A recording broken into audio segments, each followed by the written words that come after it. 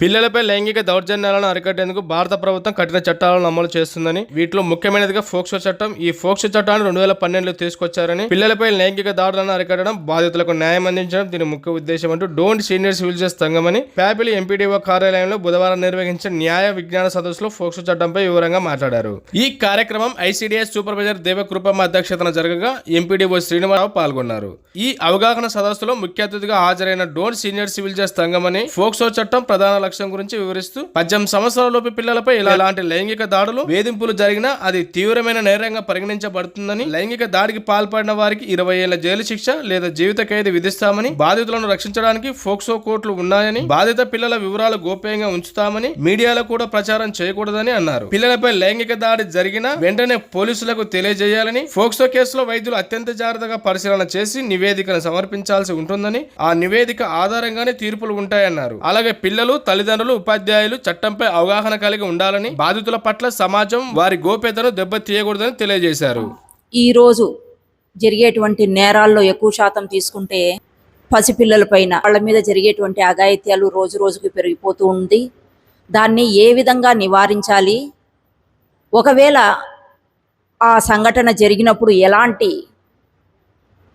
Steps మనం తీసుకోవాలి, దాన్ని చట్టం దృష్టిలోనూ న్యాయ పరిధిలోనూ తీసుకురావడానికి ఏ విధంగా మనము స్పందించాలి అనే విషయాన్ని మీకు తెలియజెప్పడానికి నేను వచ్చాను ఈరోజు.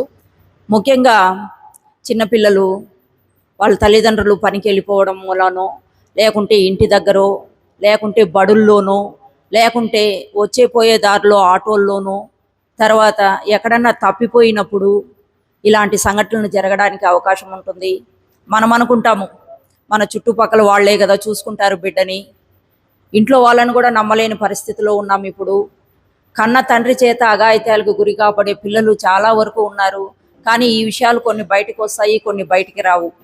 ఇలాంటి సంఘటన జరిగినప్పుడు తల్లిదండ్రులు అయితేనేమి, ఆ చుట్టుపక్కన ఉండే వాళ్ళు అయితేనేమి, వాళ్ళ యొక్క సంరక్షకులు అయితేనేమి, ఫస్ట్ చేయాల్సింది ఆ పాపను వైద్యానికి తీసుకెళ్ళాలి. వెంటనే పోలీసు వాళ్ళకు సమాచారం అందించాలి. అప్పుడు నేరస్తులు తప్పించుకోవడానికి వీలు లేదు.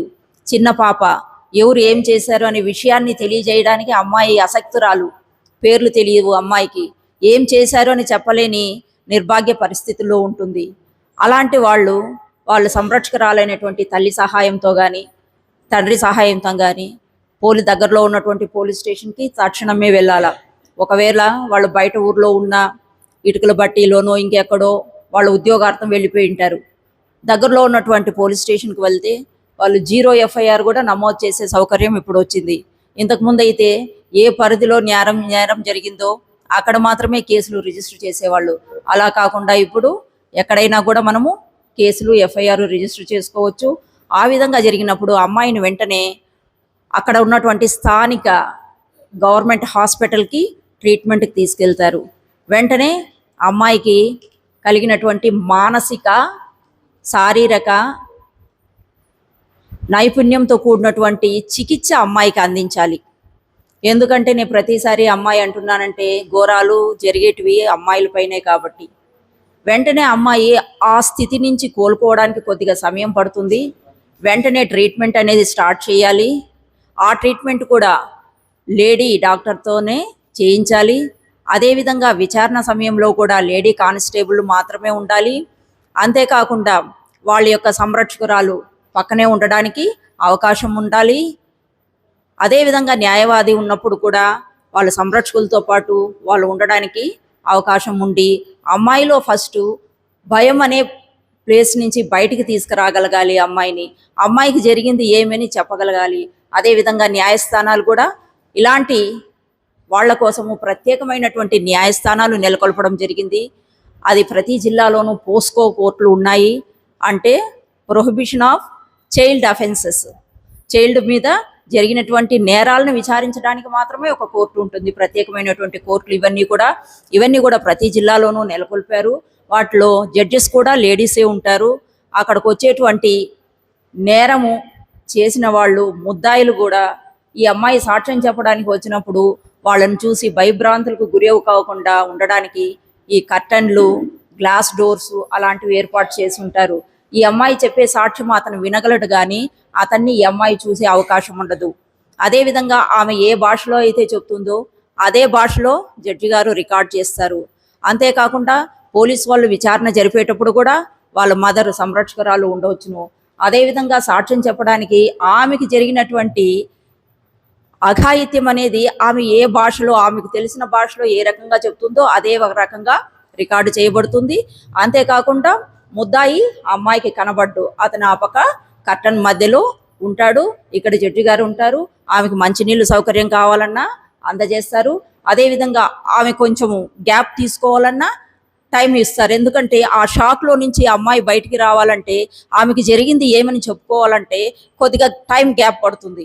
ఆ గ్యాప్ కూడా మేము డిపాజిట్లో రికార్డ్ చేసేటప్పుడు రాస్తాము. ఎందుకంటే ఆమె ఆ స్టేజ్ నుంచి, ఆ షాక్ గురి అయిపోయినటువంటి స్టేజ్ నుంచి అమ్మాయికి బయటికి రావడానికి కొంత ఆమె జీవిత కాలమే సరిపోదు. ఆ సంఘటన గుర్తొచ్చినప్పుడు అమ్మాయి అదంతా రికార్డ్ చేయడం వల్ల ఏమవుతుందంటే శిక్షలు పడడానికి అవకాశం ఎక్కువ ఉంటుంది. ఆమె ఎంత ట్రామాలో ఉంది అదంతా కూడా క్యాలిక్యులేట్ చేస్తారు. ఒకవేళ అమ్మాయి దివ్యాంగురాలు, మాట్లాడలేని స్థితిలో ఉన్న అమ్మాయి అయితే తప్పకుండా ట్రాన్స్లేటర్స్ని గవర్నమెంటే అపాయింట్ చేస్తుంది. వాళ్ళ ట్రాన్స్లేషన్ ద్వారా అమ్మాయి యొక్క సాక్ష్యాన్ని రికార్డు చేయబడుతుంది. ఇదంతా ప్రాసెస్ కూడా ఎక్కువ వాయిదాలు వేసి అమ్మాయిని పదే పదే కోర్టుల చుట్టూ తిప్పడము, అదేవిధంగా మీడియా వాళ్ళు ఆమెను ఫోటోలు తీయడము, ఇవన్నీ కూడా చట్టరీత్యా నేరము. న్యూస్ పేపర్స్లో కూడా అమ్మాయి పేరు అనేది వేరే పేరు పెట్టుకొని వాళ్ళు న్యూస్లు రాసుకోవాల్సిందే, కానీ అమ్మాయి యొక్క నిజమైన పేరు, ఆమె యొక్క అడ్రస్సు, తల్లిదండ్రుల పర్టికులర్సు ఎట్టి పరిస్థితుల్లోనూ బయటికి రాకూడదు. ఇది కొన్ని ఊర్లలో తెలియదు, రాసేస్తూ ఉంటారు విలేకరులు అక్కడ స్థానికంగా ఉంటారు కాబట్టి వాళ్ళకి ఖచ్చితంగా అమ్మాయి పేరు కానీ వాళ్ళ యొక్క విషయాలు కానీ తెలిసి ఉండే అవకాశం ఉంటుంది. ఆ విధంగా రాసినప్పుడు అమ్మాయికి ఫ్యూచర్లో కలిగేటువంటి నష్టం అనేది చాలా ఎక్కువగా ఉంటుంది. అదేవిధంగా మైనర్ బాలికల పట్ల జరిగేటువంటి అఘాయిత్యాలు ఆమె ఫేస్ను కూడా రివీల్ చేయకూడదు. ఒకవేళ చేయాలన్నా, ఆమెకు ఉపయోగపడాలన్నా, ఉపయోగపడేటట్టు ఒక ఫోటో ఉండాలన్నా అది బ్లర్గా చేసి మన వీడియోల్లోనూ టీవీ న్యూస్ల్లోనూ ప్రదర్శించాలే తప్ప ఆమె యొక్క ముఖము ఏ విధంగా ఉంటుందనే విషయం అనేది ఖచ్చితంగా తెలుసుకోవడానికి మనకు అవకాశం లేదు. ఎందుకంటే ఆమె మైనరు. రేపు పొద్దున ఆమె భవిష్యత్తును దృష్టిలో పెట్టుకొని ఆమెకు పెళ్లి చేసుకోవాలి, ఇంకోటి జరగాలి, సొసైటీలో ఆమెకు వచ్చినటువంటి స్టిగ్మా, మానసికమైనటువంటి సంక్షోభము, వీటన్నిటిని బయటకు రావాలంటే ఇప్పుడు అందరూ గుర్తుపట్టేస్తారు ఆ ముఖాన్ని మనం వేస్తే. ఒకవేళ మాస్క్ కానీ ఇంకో రకమైనటువంటి ముసుగు కానీ ధరించాలి. దాన్ని ఖచ్చితంగా ఫేస్ని ఎట్టి పరిస్థితుల్లోనూ రివీల్ చేయకూడదు. మనకు ఇండియాలో చిన్నపిల్లల మీద జరిగేటువంటి అఘాయిత్యాలు ఎంత పెద్దదైనా కూడా చాలా ఈజీ వేలో తీసుకుంటారు. కానీ అమెరికాలో అట్లా కాదు. కనీసము అమ్మాయి యొక్క బుగ్గని ఇట్లా గిల్లాలన్నా అక్కడ అఫెన్స్. ఇక్కడ మన చుట్టుపక్కన ఉన్నటువంటి అంకుల్స్ కానీ ఆ వీధిలో ఉండే వాళ్ళు కానీ పిల్లల్ని ఎత్తుకొని ఎక్కడంటే అక్కడ నలిపేస్తూ అంటారు. ఇప్పుడు ముఖ్యంగా స్కూల్స్లో బ్యాడ్ టచ్, గుడ్ టచ్ వాటి గురించి ఖచ్చితంగా ఎడ్యుకేషన్ అనేది ఉంది. చిన్న పిల్లలు ఎల్కేజీ అమ్మాయిని అడగండి చెప్తుంది ఇప్పుడు ఏది బ్యాడ్ టచ్చో ఏది గుడ్ టచ్చో. ఇంతకుముందు స్కూళ్ళల్లో అంతా మనకు ఆ విధంగా చెప్పేవాళ్ళు కాదు. ఇప్పుడు వచ్చేటువంటి నేరాలకు అనుగుణంగా పిల్లలకు కూడా ఆ కేరింగ్ అనేది తీసుకోవడం జరుగుతుంది.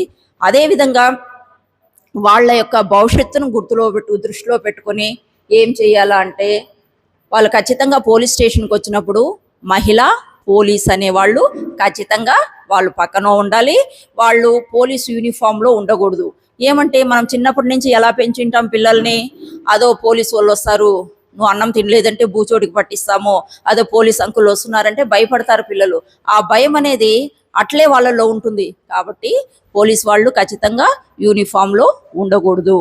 అంతేకాకుండా వెంటనే వాళ్ళకి అందించేటువంటి మెడికల్ సహాయం ఏ విధంగా ఉండాలి అంటే వాళ్లకు గవర్నమెంటే కాంపన్సేషన్ అనేది కట్టిస్తుంది. జరగకూడదు నేరము, కానీ జరిగిపోయిన తర్వాత దాన్ని ఏ రకంగా మనం ముందుకు తీసుకెళ్ళాలి అంటే వాళ్ళకు శిక్షలు వేసేటప్పుడు కూడా ఖచ్చితంగా ఆ ముద్దాయి దగ్గర నుంచి కాంపెన్సేషన్ రూపంలో ఫైన్ అనేది ఖచ్చితంగా వేయబడుతుంది. కొన్ని కేసులకి ఫైన్ ఉండదు, ఓన్లీ శిక్షలు చెప్పి వదిలేస్తుంటారు.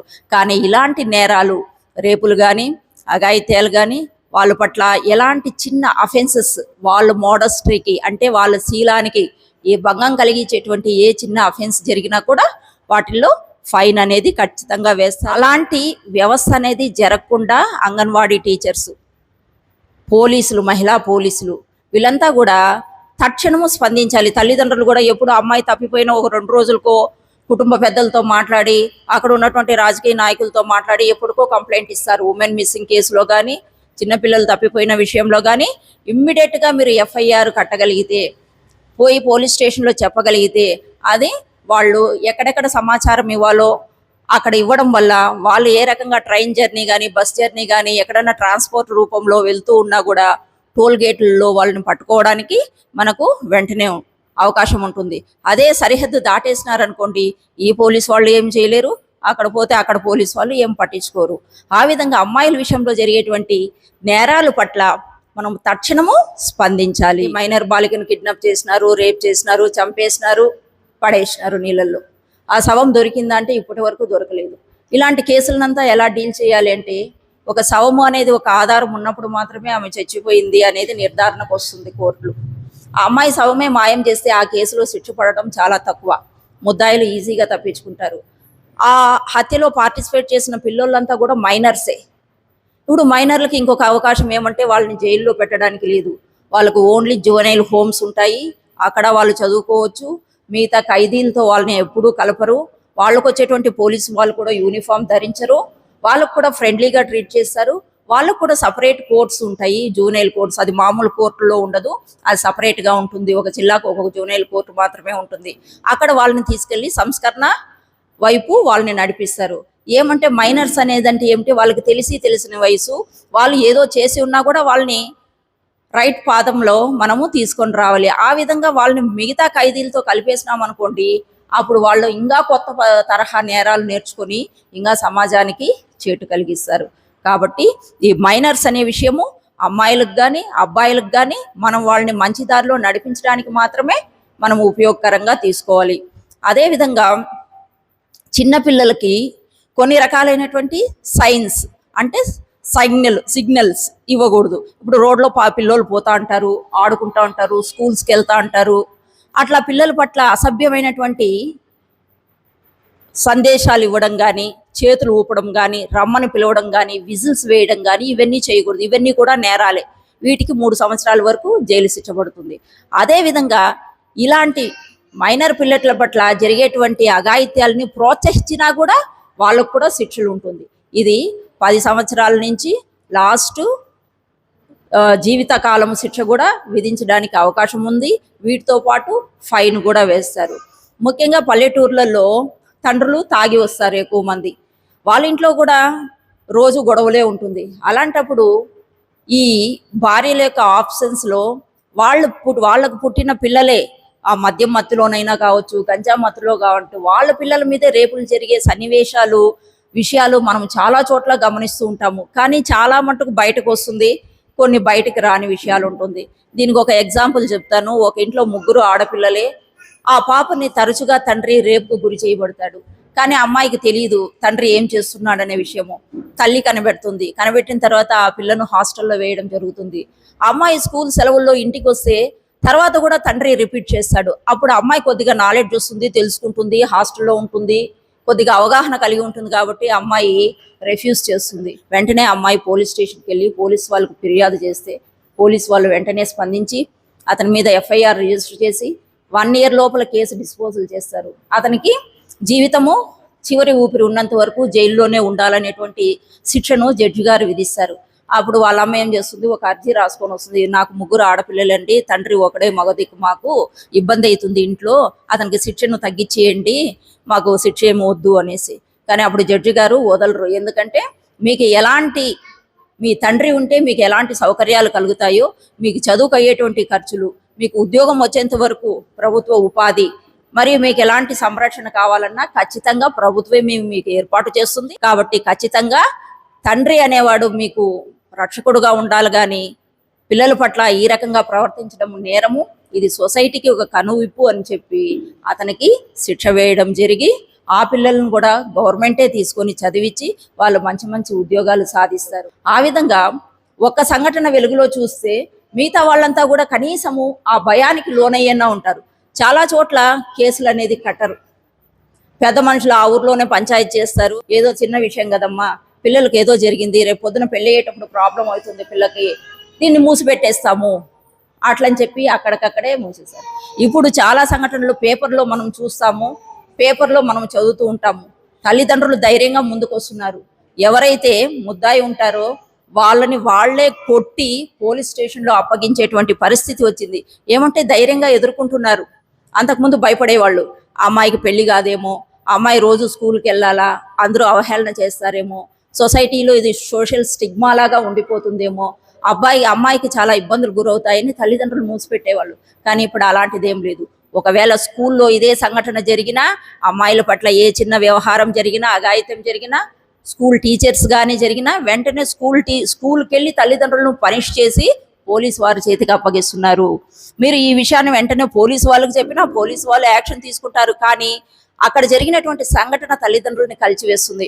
వెంటనే వాళ్ళు రంగంలోకి దిగిపోతున్నారు. మరుసటి రోజు పేపర్లో మనం చూస్తున్నాము. ఈ చాలా స్కూల్స్లో జరిగే వ్యవహారము కొన్ని చోట్ల బయటికి రాదు. అదేవిధంగా సాంఘిక సంక్షేమ హాస్టల్స్లో కానీ ఆడపిల్లలు ఉండే చోట మహిళలే ఉపాధ్యాయులుగా ఉంటారు. ప్రిన్సిపాల్స్, వార్డెన్స్ అందరూ కూడా మహిళలే ఉంటారు. కానీ ఈ సెల్ ఫోన్స్ మూలాన బయట వారితో కాంటాక్ట్లు జరిగి ఈ విధంగాటువంటి సంఘటనలు జరగకుండా పోలీసు వారే వారికి కొద్దిగా కాషన్ ఇవ్వాలి. వాళ్ళు ఏమైనా రిపోర్ట్ ఇచ్చినా వెంటనే స్పందించి రిజిస్టర్ చేయాలి. వాళ్ళని స్టార్టింగ్లో ఏదో ఒక భయం పెట్టి తిరిగి ఆ వ్యవహారం అనేది రిపీట్ కాకుండా చూడాలి.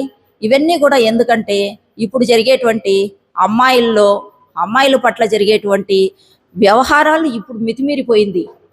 అదేవిధంగా చిన్నపిల్లలకు సంబంధించినటువంటి ఫొటోస్ కానీ వీడియోస్ కానీ వాళ్ళని ఏ రకమైనటువంటి అసభ్య చిత్రాలు కానీ ప్రదర్శించడం కూడా నేరమే. ఇప్పుడు ఏ సర్టిఫికెట్ వచ్చిన మూవీస్ ఉంటాయి, కానీ చిన్నపిల్లల్ని ఎక్కడా కూడా సినిమాల్లో మనం అసభ్యకరంగా చూపించకూడదు. ఇంతకుముందు టీవీలో వచ్చినటువంటి డ్యాన్స్ ప్రోగ్రాము, ఆట ప్రోగ్రాము ఇవన్నీ కూడా చిన్నపిల్లలకి ఇబ్బంది కలిగే విధంగా ఉన్నాయి. వాళ్ళ వస్త్రధారణ కానీ వేషధారణ కానీ అంటే వెంటనే మహిళా కమిషను ఆ ప్రసారాలని నిలిపించివేసింది. ఎందుకంటే మన భారతదేశంలో స్త్రీలు అనేది పూజింపబడే దేశము. ఇక్కడ అమ్మాయిలకి ఏ విధమైనటువంటి రక్షణ ఉందో, మహిళలకు ఏ విధమైనటువంటి రక్షణ ఉందో, చిన్నపిల్లలకు కూడా అదే రకంగా ఉండాలి అనేది ఉద్దేశము. ఇప్పుడు ఇంటి దగ్గర పిల్లవాడిని పాపను వదిలేసి తల్లిదండ్రులు ఇద్దరు కూలి పనులకు పోతారు. వాళ్ళు ఎక్కడ ఉంటారో తెలియదు. ఇదే అదునుగా భావించి పక్క ఇంటి పిల్లోడు కానీ అంకుల్స్ కానీ వాళ్ళ మీద చేరానటువంటి రేపులు గురి కాబడుతున్నారు. చిన్న పిల్లలు, ఇంత వయసు అని మనం చెప్పలేము.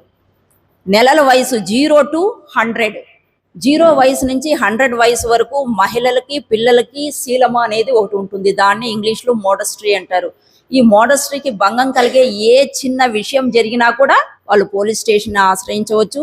పోలీసులు వెంటనే తక్షణంగా వాళ్ళు ఏ శిక్షలకు ఏ కేసులు రిజిస్టర్ చేయాలనే విషయం వాళ్ళకు తెలుస్తుంది. మనకు ముఖ్యంగా ఆధారం పడే వ్యవస్థ ఏదైనా ఉంది అంటే అది ఒక్క పోలీస్ వ్యవస్థ ద్వారా మాత్రమే అవుతుంది. అందుకొరకుగానే ఈరోజు మీటింగ్కి పోలీస్ వారిని రప్పించడం జరిగింది. అదేవిధంగా ఎంపీడీఓ గారు కూడా వచ్చారు. ఆ మండలానికి వాళ్ళ పిల్లల గురించి ప్రత్యేకంగా ఈ చట్టము పోస్కో యాక్ట్ ఎందుకు వచ్చిందంటే వాళ్ళ పట్ల ఈ మధ్య పెరుగుతున్నటువంటి ఈ సెల్ ఫోన్ల ద్వారా పిల్లలు ప్రేరేపితమై చిన్న పిల్లలను కూడా చూడకుండా వాళ్ళపైన చేసేటువంటి నేరాల గురించి అవగాహన కలిగించడము. అంతేకాకుండా ఈ కోర్టులలో సత్వరమైనటువంటి తీర్పులు వస్తాయి. ఈ మామూలు కోర్టుల్లాగా సంవత్సరాల తరబడి ఉండదు. వెంటనే సంవత్సరం లోపల శిక్షలన్నా పడాలా, ఈ కేసు అనేది ముగింపు స్టేజ్ కన్నా రావాలా. అట్లా కాకుండా పదే వాళ్ళు కోర్టుల చుట్టూ తిరిగినారనుకోండి, వాళ్ళకు వయసుతో పాటు అన్నీ కూడా పెరిగిపోతుంది. కాబట్టి వాళ్ళకు జ్ఞానము కలుగుతుంది. ఆ విధంగా ఏ స్టేజ్లో అంటే 1 year లోపల అంటే వాళ్ళు పిల్లలుగానే ఉంటారు. కాబట్టి వెంటనే తీర్పులు వచ్చిందనుకోండి వాళ్లకు సొసైటీలో ఇబ్బందులు లేకుండా ఉంటాయి. ఈ విషయాలన్నీ మీరు మీ ఇంటి చుట్టుపక్కల ప్రాంతాల్లో కానీ, మీ యొక్క స్కూల్స్లో కానీ, అంగన్వాడీస్లో కానీ, విలేజర్స్ ఎక్కువ మంది బాధితులు, టౌన్లో వాళ్ళకైనా కొద్దిగా అవగాహన ఉంటుంది కానీ విలేజ్ వాళ్ళకి అవగాహన చాలా తక్కువ. వాళ్ళని మీరు ఎడ్యుకేట్ చేయాలి. అమ్మ మా పాపకి ఇట్లా జరిగింది, ఇట్లా బ్లీడింగ్ అవుతుంది, ఏం జరిగిందో తెలియదు. ఆ చిన్నపిల్లలు చెప్పలేరు వాళ్ళ తల్లిదండ్రులకు కూడా. ఏదో ఆడుకుంటూ పడిపోయి ఉంటారులే అనే ఒక నానుడితోనే ఉంటారు. ఎప్పుడో వాళ్ళు స్నానం చేయించేటప్పుడు ఆ భాగాన్ని టచ్ చేసినప్పుడు అమ్మాయి చెప్తుంది ఇక్కడ నొప్పిగా ఉందని. అప్పుడు చూసుకుంటారు. ఎప్పుడో వారం అయి ఉంటుంది, 3 రోజులు అయి ఉంటుంది, తెలియదు. ఎప్పుడైతే అమ్మాయిని మనము చూస్తామో స్కూల్స్లోనైతే వాళ్ళ తల్లిదండ్రులు అయితేనే ఇమ్మీడియట్గా ఇది ఏమై ఉంటుందని ఒక అవగాహనకు రావాలి. వాళ్ళని ఎడ్యుకేట్ చేయాల్సింది అంగన్వాడీ టీచరు. ఒకవేళ ఇక్కడ ఏం తగిలి ఉంటుంది అనేది ఆ పాపను మెల్లగా అడగాలి. ఆ పాప చెప్తుంది ఖచ్చితంగా ఇది జరిగిందమ్మా అని. ఇప్పుడు వెంటనే పోలీస్ స్టేషన్కి వెళ్ళాలి. అక్కడి నుంచి వాళ్ళు డాక్టర్ దగ్గరికి పంపిస్తారు. డాక్టర్ యొక్క టెస్ట్లో ఖచ్చితంగా తెలిసిపోతుంది. ఆ డాక్టర్ కూడా ఉమెన్ లేడీనే ఉండాలి. ఆ డాక్టర్ కూడా ఆ పిల్లలకి ఎక్కడా కూడా అఘాతం కలగకుండా, భయభ్రాంతులకు కలగకుండా, ఆమెకి ఏం జరిగిందో ఆమె నెమ్మదిగా తెలుసుకునే స్టేజీ అనేది, టైం అనేది మనకి ఇవ్వాలి. మనం ఏదో జరిగిపోయింది, మన గందరగోళంలో పోలీస్ స్టేషన్లో రాస్తారోకాలు, వాళ్ళని పోయి కొట్టడము, వీళ్ళని ఏం జరిగిందో అమ్మాయికి తెలియదు అసలు ఫస్ట్ ఆఫ్ ఆల్. అదేవిధంగా కోర్టులో సాక్ష్యాలు చెప్పేటప్పుడు కూడా అమ్మాయి చెప్పలేరు. వాళ్ళ యొక్క వాగ్మూలాన్ని ఫస్ట్ క్లాస్ మేజిస్ట్రేట్ దగ్గర రికార్డ్ చేపిస్తారు. ఏమంటే రేపు పొద్దున మా అమ్మాయికి ఏం జరగలేదని చెప్పేస్తారని వెంటనే ఆ పాపతో పాటు వాళ్ళమ్మ మ్యాజిస్ట్రేట్ దగ్గర ఆమె చెప్తుంది, ఏం జరిగింది పాప అని అడుగుతాము. అమ్మాయి పేరు, అమ్మాయి మోస్ట్లీ 5 ఏళ్ళు 7 ఏళ్ళు 10 ఏళ్ళు లోపు పిల్లలే వస్తారు చాలా మట్టుకు. నేను మ్యాజిస్ట్రేట్గా పనిచేసేటప్పుడు చాలా శనివారం అయితే ఇవి రికార్డ్ చేయడమే ఒక పని. ఏమంటే మైనర్స్ వాళ్ళు, అమ్మ ఎక్కడ వెళ్తావు, నువ్వు ఇంటికి వెళ్తావా, ఎటు వెళ్తావు, వాళ్ళకి పెళ్లి చేసుకునేసి ఉంటారు కానీ వాళ్ళు లీగల్గా వాళ్ళ పెళ్లి అనేది వ్యాలిడ్ కాదు. అలాంటప్పుడు వాళ్ళకు జూనియర్ హోమ్స్ ఉంటాయి, మామూలు హోమ్స్ ఉంటాయి, రక్షణాలయాలు ఉంటాయి. అక్కడ తీసుకెళ్లి అమ్మాయిలను పెడతారు. తల్లిదండ్రుల దగ్గరికి వెళ్తే వాళ్ళు వేరే పెళ్లి చేసేస్తారు. ముఖ్యంగా బాల్య వివాహాలు కూడా ఆ విధంగానే ఉంటుంది. వాళ్ళేమో తెలియకుండానో తెలుసో పెళ్లి చేసుకుంటారు, లవ్ మ్యారేజెస్ కానీ. తల్లిదండ్రులు ఎక్కడి నుంచో పట్టుకొస్తారు. చట్టం దృష్టిలో ఆ పెళ్లి చెల్లదు. అమ్మాయి ఏమన్నా తల్లిదండ్రుల దగ్గర పో అంటే నాకు అతని దగ్గరే ఉండాలి, అతనేమో జైల్లో ఉంటాడు, ఈ అమ్మాయిని తీసుకెళ్ళిపోయి ఉంటాడు కాబట్టి. ఇలాంటి వ్యవహారాలు వాళ్ళకి తెలియదు, పర్యవసానం ఏ విధంగా ఉంటుంది ఒక సంఘటన జరిగితే అని. ఇవన్నీ కూడా ఇప్పుడు మేమెందుకు మీకు చెప్తున్నాము, మీరు వాళ్ళకి చెప్పగలిగే స్టేజ్లో ఉంటే ఇలాంటి నేరాలు తిరిగి రిపీట్ కాకుండా ఉండడానికి మనకు అవకాశం ఉంటుంది. ఇవన్నీ మన చేతుల్లోనే ఉంది. అప్పటికి అనుకుంటాము అమ్మాయిలకి ఒక రకమైనటువంటి హితబోధ చేయాలి, అబ్బాయిలకు. ఇప్పుడు అబ్బాయిలకు కూడా చేయాల్సిన పరిస్థితి వచ్చింది. వాళ్ళు కూడా మైనర్స్ మీద, వాళ్ళ మీద కూడా అఘాత్యాలు జరిగే అవకాశాలు లేకపోలేదు. ఇప్పుడుండేటువంటి కాలంలో ఆ మైనర్ పిల్లవాడైనా కూడా అతన్ని కూడా లోబరుచుకోవడం జరుగుతుంది. అది ఇంకో రకమైనటువంటి నేరాల కింద పరిగణించబడుతుంది. కాబట్టి ఇప్పుడు మనం అమ్మాయిల గురించి మాత్రమే మాట్లాడుకున్నాము. ఇంకొక మీటింగ్లో ఖచ్చితంగా మైనర్స్ని ఏ రకమైనటువంటి సెక్షువల్ అఫెన్స్ నుంచి మనం కాపాడుకోవాలి, అది ఏ విధంగా మనం తెలుసుకోవాలి, ఏ విధంగా రక్షణ కలగజేయాలనే విషయాల్ని మీకు కొన్ని చెప్పాను.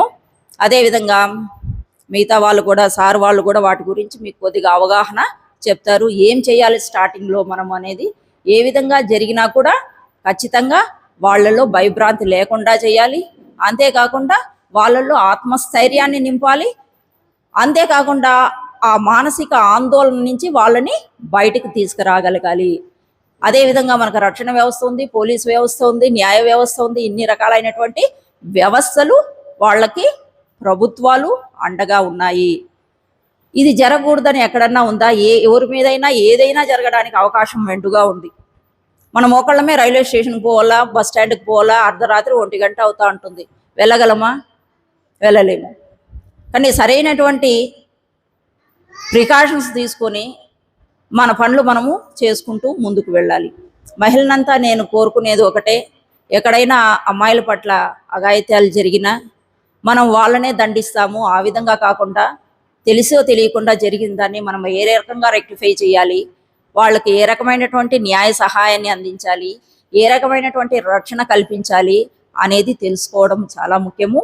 ఇవన్నీ కూడా మేము మీకు చెప్తే మీరు గ్రౌండ్ స్థాయిలో ఉన్నటువంటి, క్షేత్రస్థాయిలో ఉండేటువంటి పిల్లలకు కానీ వాళ్ళ తల్లులకు కానీ చెప్పడానికి ఈజీగా ఉంటుందనే ఈరోజు ఈ న్యాయ విజ్ఞాన సదస్సు అనేది ఇక్కడ నిర్వహించాము. మీకు ఎంతో కొంత అర్థమై ఉంటుందని అనుకుంటున్నాను. సరేనా? Thank you very much.